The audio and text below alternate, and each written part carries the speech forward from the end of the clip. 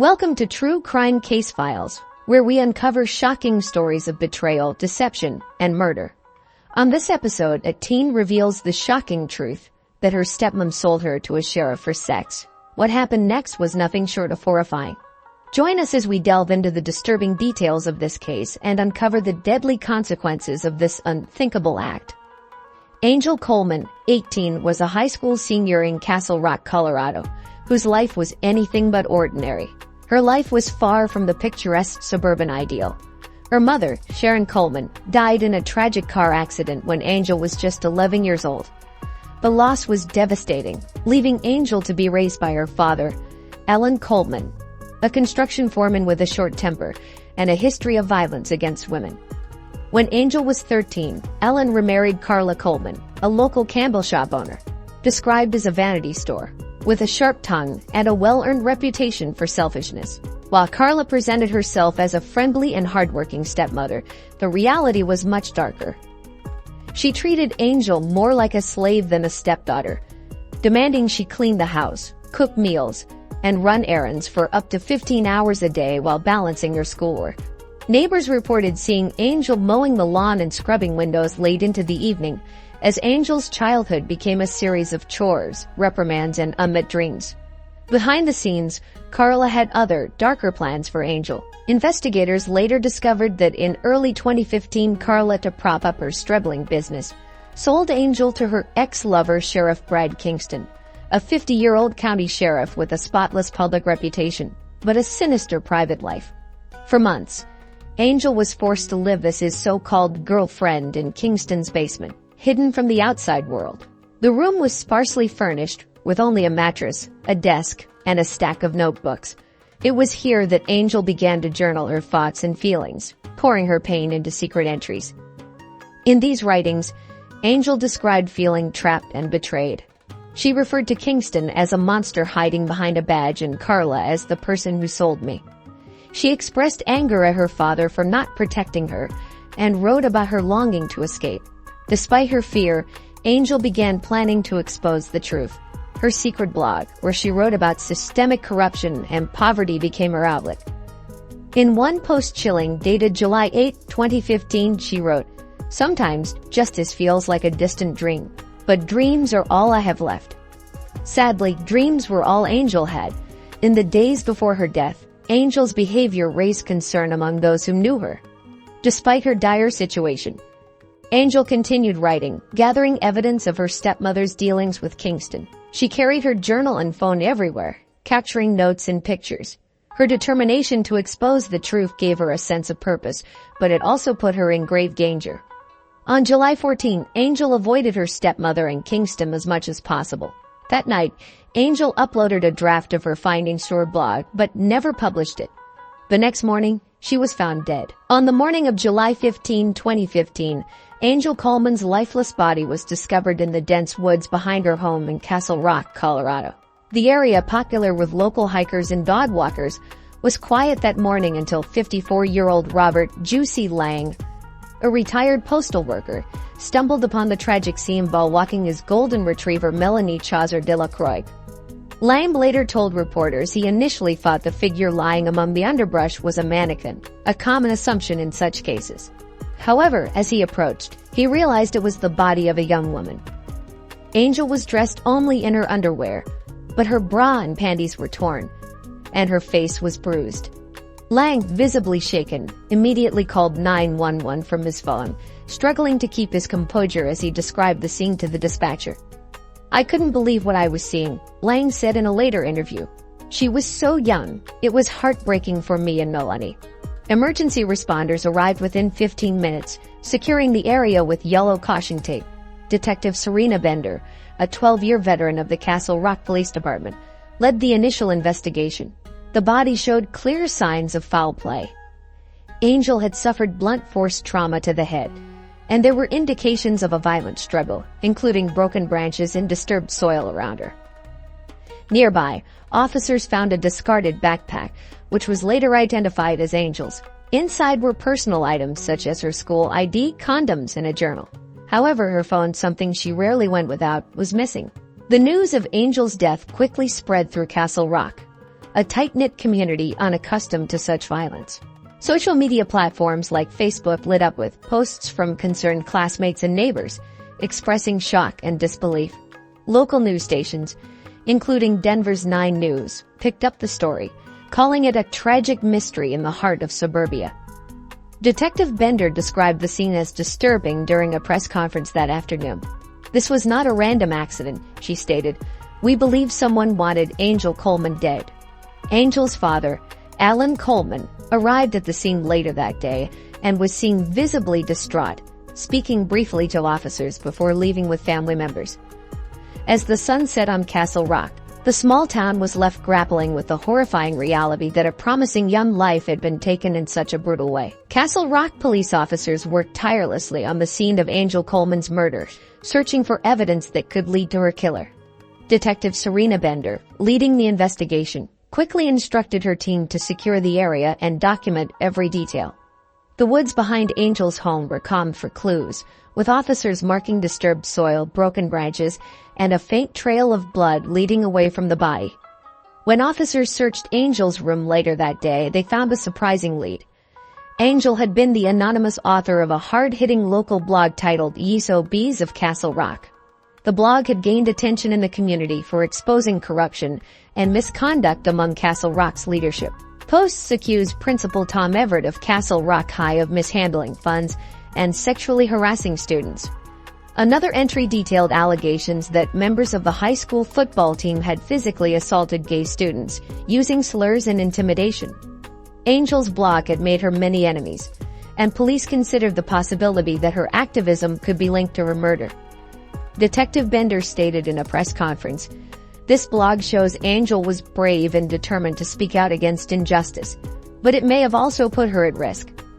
One particularly controversial post, published just 2 weeks before her death, accused the Castle Rock County Sheriff's Department of covering up incidents of excessive force. The post cited anonymous sources claiming that an unmade sheriff and a respected figure in the community was involved in misconduct, including racism against members of the community. Though Angel didn't name Sheriff Kingston directly in the blog, the implication was clear. Police also found a draft of a new post on her laptop. It appeared Angel was planning to expose her stepmother, Carla Coleman, for selling her to Sheriff Kingston. The draft included detailed notes and a timeline of events, though it was incomplete. This discovery deepened the mystery, as it connected Carla and Kingston directly to Angel's troubled life and her death. The blog added a new dimension to the case. Angel was fighting for justice, Detective Bender said. She was courageous, but that courage may have come at a terrible cost.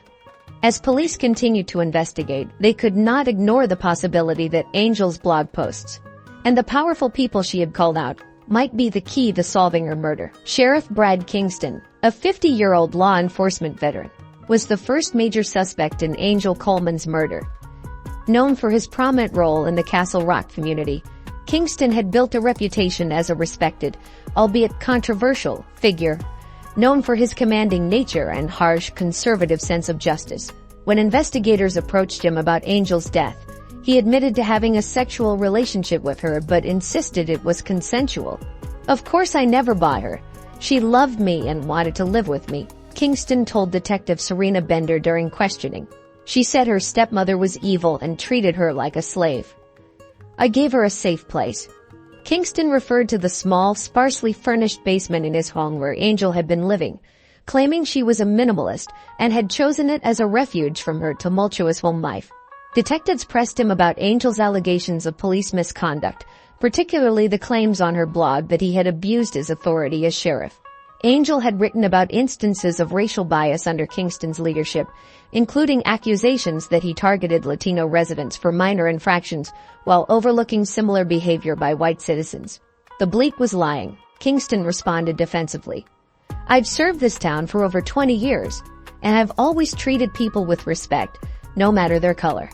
I love people of all colors. Blue, green, red, and gray." His tone grew agitated as he denied the allegations, labeling Angel as an hysterical, troubled girl who sought attention in all the wrong places. Detectives found inconsistencies in Kingston's statements. While he insisted Angel loved him, they uncovered text messages she had sent to a close friend, describing Kingston as controlling and manipulative. One message read, "He says he loves me, but really he just loves sex. Girl, I'm just trying to survive." Investigators also questioned Kingston about significant cash deposits made to Carla Coleman, Angel's stepmother, over the past year. He claimed they were loans to help a struggling local business and denied any nefarious connection. Kingston's demeanor throughout the interrogation was a mix of calm confidence and occasional bursts of frustration. He appeared cooperative, but Detective Bender noted his unwillingness to fully address certain questions. "It's hard to ignore the power dynamics at play here," she later remarked. Kingston is used to being the one asking questions, not answering them. Though Kingston denied involvement in Angel's death, his proximity to her life and the unresolved allegations of misconduct kept him firmly in the spotlight. Detectives believed he wasn't telling them the whole truth, but they needed more evidence to confirm their suspicions. Carla Coleman, Angel's 39-year-old stepmother, quickly became a focus of the investigation. Known for her sharp tongue and materialistic nature, Carla owned Lavender Lights, a candle shop in downtown Castle Rock. Locals viewed the store as an insolvent, failing vanity store that rarely saw customers. Behind the scenes, Carla's financial troubles were mounting. She had a history of legal issues, including arrests for tax evasion in 2010 and embezzlement in 2012. Despite these setbacks, Carla continued to portray herself as a savvy entrepreneur, even when her business was teetering on the brink of bankruptcy. As investigators dug deeper, they uncovered financial records that raised serious suspicions. Over the past year, Carla had received significant payments from Sheriff Brad Kingston, totaling nearly $50,000. When questioned, Carla initially claimed the money was part of a loan to help her struggling business. However, detectives found text messages suggesting a different story. In one exchange with a friend, Carla joked about being the sheriff's side piece to keep her shop afloat. Police grew more suspicious when they learned the payments abruptly stopped shortly after Angel moved into Kingston's basement. Could jealousy or financial desperation have played a role in Angel's murder? Detectives Serena Bender and James Carraway brought Carla in for questioning on July 17, 2015. In the interrogation room, Carla arrived in her usual dramatic fashion, wearing oversized sunglasses and a designer handbag that seemed out of place for someone in financial ruin.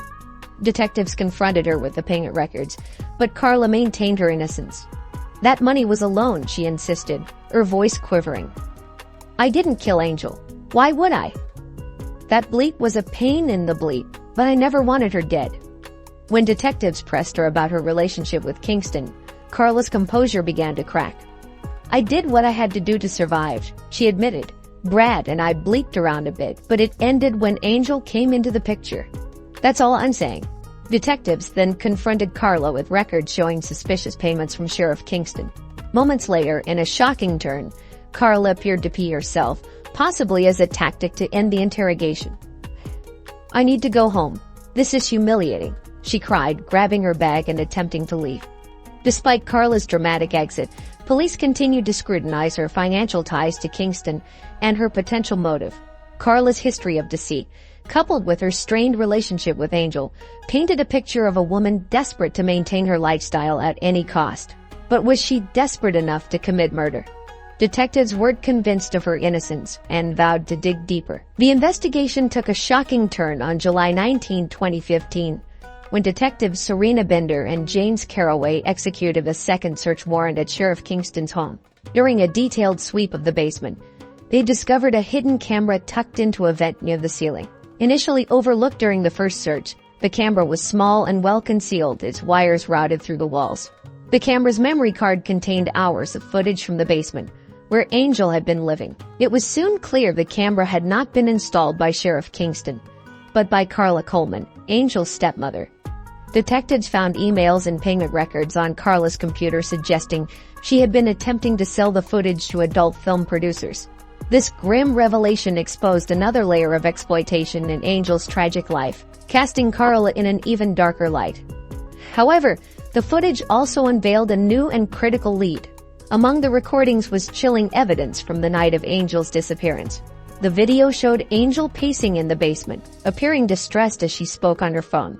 Then, at 11:37 p.m., the footage captured someone entering the room, her father, Alan Coleman. The detectives froze the video frame and zoomed in. Alan was holding what appeared to be a wrench in one hand, and his expression was described in reports as tense and purposeful. Although there was no direct recording of a violent act, the fact that Alan entered the room so late at night with a tool in hand raised significant questions. This discovery added a new dimension to the investigation. Alan, who had previously been cooperative and maintained he had no knowledge of the circumstances surrounding Angel's death, now became a person of interest. The footage suggested that he had access to Kingston's home and may have been involved in his daughter's final moments. The twist was devastating for the detectives, who had been honing in on Carla and Kingston as the primary suspects. Alan's presence not only complicated the case but also forced them to revisit earlier assumptions about Angel's strained family dynamics. The discovery of the camera and the footage sent shockwaves through Castle Rock, further intensifying media scrutiny. For investigators, it was a bittersweet breakthrough. While it brought them closer to the truth, it also deepened the tragedy of Angel's story. Alan Coleman, 45. Angel's biological father was a man with a complicated past. A construction foreman by trade, Alan had earned a reputation for his demanding work ethic, often spending weeks at a time on job sites in neighboring states. While his work provided financial stability, it also kept him away from home for long stretches, leaving Angel under the sole care of Carla, her stepmother. Rumors had long swirled about Alan's temper. Co-workers described him as hardworking but prone to outbursts, especially when deadlines weren't met. Locals whispered about his volatile home life, with some claiming Alan had been harsh with Angel, particularly after his remarriage to Carla. Though no formal complaints or reports of abuse existed, Angel's friends later admitted she occasionally hinted at fearing her father's anger. When detectives confronted Alan on July 21, 2015, with the footage of him entering the basement, his initial reaction was shock. He denied any involvement in Angel's death, claiming he had gone to Kingston's house that night to confront Carla, whom he suspected of infidelity. Detectives pressed him further, revealing the financial records that proved Carla had not only been having an affair with Sheriff Kingston, but had also sold Angel to him. Alan's demeanor shifted dramatically. He appeared visibly shaken, slumping back in his chair with his hands covering his face. "She betrayed me. She betrayed Angel," he reportedly muttered. Detectives noted his eyes welled with tears as he spoke about his daughter. Alan claimed he had no idea about Carla's arrangement with Kingston and insisted he would never have allowed such a thing if he had known. Still, police pushed him on his presence in the basement the night Angel vanished. Alan admitted he had been drinking heavily before heading to Kingston's house, angry over mounting suspicions about Carla's deceit. He said he brought the wrench as a tool to intimidate Kingston, not Angel. He claimed he had no intention of harming his daughter and was devastated to learn of her suffering.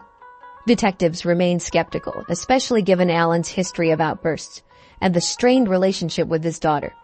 They grilled him about his extended absences and whether he had knowingly left Angel in Carla's care despite signs of trouble. Alan broke down, describing feelings of guilt for being distant and for failing to protect Angel from Carla's manipulations. While Alan's grief seemed genuine, investigators couldn't ignore the evidence placing him in the basement.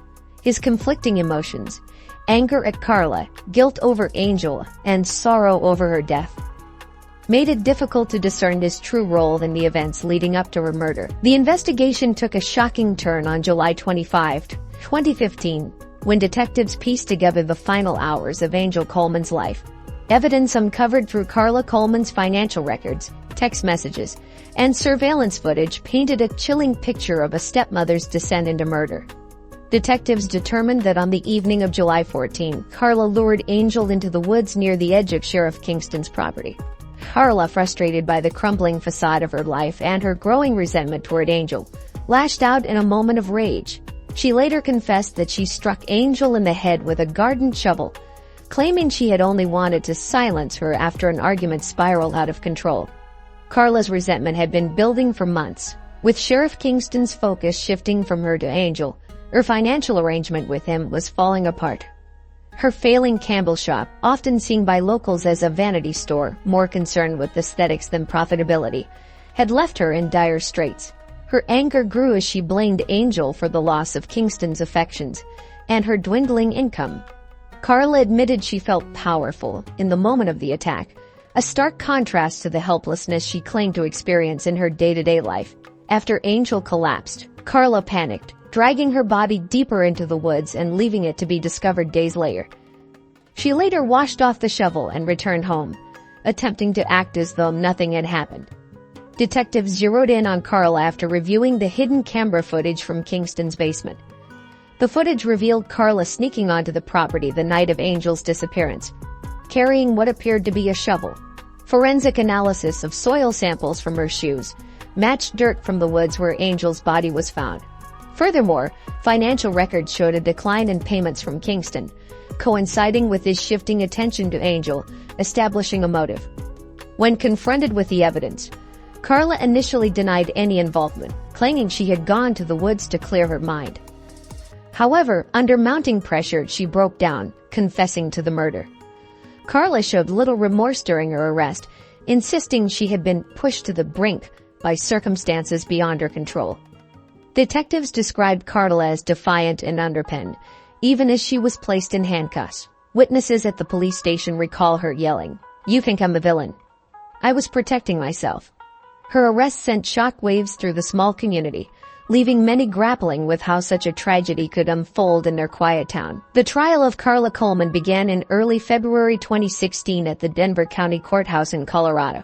Facing charges of first-degree murder, Carla's defense team, led by attorney Clifford Barnes, presented a narrative that shocked the court. Barnes argued that Carla had acted in self-defense, claiming Angel Coleman was violent, unpredictable, and struggling with drug addiction. However, prosecutors, led by District Attorney Melinda Harrington, swiftly dismantled these claims, showing that there was no evidence to support Carla's accusations. The defense relied on character smears, portraying Angel as a dangerous and troubled teen who threatened Carla's life. They alleged that Angel's supposed drug use and violent tendencies escalated tensions in the home, forcing Carla to defend herself during an argument. However, the prosecution countered with testimony from Angel's teachers, friends, and social workers, who described her as a kind and quiet girl trying to survive a challenging life. Toxicology reports showed no drugs in Angel's system at the time of her death, undermining the defense's claims. Prosecutors painted a different picture of Carla as a manipulative woman driven by jealousy and financial desperation. They highlighted her failing Campbell store and her history of exploiting Angel for monetary gain, including selling her to Sheriff Kingston. The prosecution presented forensic evidence tying Carla to the crime, including soil from her shoes, matching the woods where Angel's body was found, and the surveillance footage showing her carrying a shovel on the night of the murder. The trial lasted 3 weeks, drawing significant media attention. Outlets followed the case closely, describing the courtroom as tense and emotional. Carla's testimony was particularly gripping. At times tearful, at others defiant, she stuck to her self-defense claim but faltered under cross-examination by Harrington, who exposed inconsistencies in her story. On March 4, 2016, the jury deliberated for less than 5 hours before delivering a guilty verdict on the charge of first-degree murder. Carla showed no visible reaction as the verdict was read. At the sentencing hearing later that month, the judge condemned Carla's actions as cruel and calculated, sentencing her to life in prison without the possibility of parole. Family and friends of Angel expressed relief at the verdict, though many noted it would never bring back the young woman they loved. After her conviction in March 2016, Carla Coleman was sentenced to life in prison without the possibility of parole. She was sent to the Colorado Prison for Women, where she remains today. Reports suggest that Carla has struggled to adjust to life behind bars. Her attempts to appeal the verdict have so far been unsuccessful, and her once public confidence has given way to isolation. According to a report, Carla spends most of her time in solitary reflection, often refusing visitors. Sheriff Roy Kingston's life also unraveled in the wake of Angel Coleman's murder. While he was never charged in connection with her death, the public outcry over his relationship with a minor and allegations of misconduct effectively ended his law enforcement career. Facing intense scrutiny, Kingston resigned from his position as sheriff in May 2016. A subsequent investigation by the Tennessee Bureau of Investigation uncovered years of ethical violations, including the misuse of department funds and evidence tampering. Though Kingston avoided criminal charges, his reputation was permanently damaged. Now in his late 50s, Kingston lives a quiet life in a neighboring county, reportedly working as a security guard. Alan Coleman, Angel's father, faced significant backlash after revelations of his abusive past came to light during the trial. Though he was never implicated in Angel's murder, his neglect and history of violence raised questions about his role in her tragic life. Alan, who worked as a truck driver, took a leave of absence from his job following the trial. According to friends and family, he has struggled with guilt and regret over the events leading to Angel's death. In an interview with the Denver Post, Alan admitted to feeling like a failure as a father and expressed deep sorrow for not protecting Angel from the circumstances that led to her murder. The case left a lasting mark on Castle Rock, with many residents calling for reforms in child protective services and greater accountability for law enforcement. Angel's story became a symbol of systemic failures, sparking local activism and charity efforts to support at-risk youth. While Carla, Kingston, and Alan each face different consequences, Angel Coleman's memory continues to resonate, a reminder of the many lives impacted by her short and tragic life.